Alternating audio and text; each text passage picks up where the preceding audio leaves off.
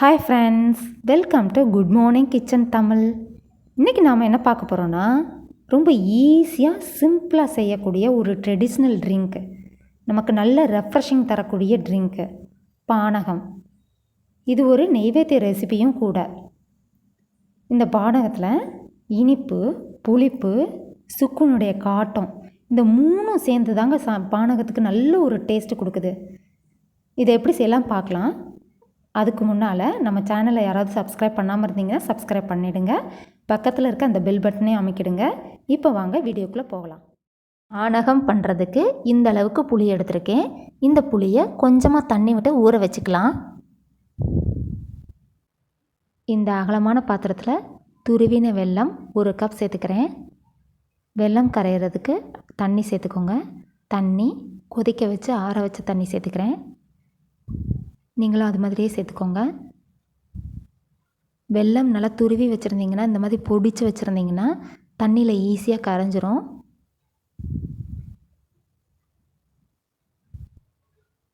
தண்ணியில் நல்லா கரைச்சிக்கோங்க. வெல்லம் கரைஞ்சதுக்கப்புறமா நம்ம ஊற வச்சுருக்கிற புளி தண்ணியும் இதில் சேர்த்துறணும்.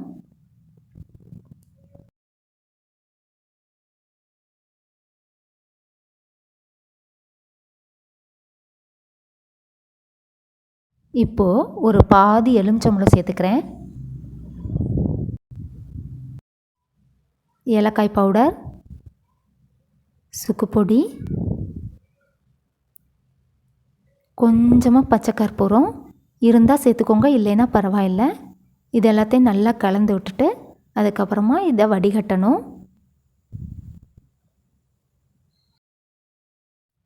இந்த மாதிரி ஒரு மண் பாத்திரத்தில் வடிகட்டி மூடி வச்சிடுங்க.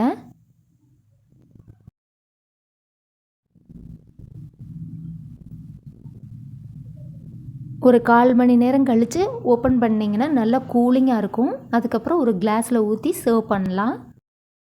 நமது ட்ரெடிஷ்னல் ரெசிபி குளிர்பானமான பானகம் ரெடி ஆயிடுச்சு.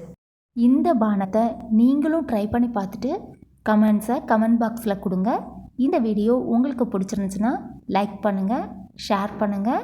தேங்க்ஸ் ஃபார் வாட்சிங்.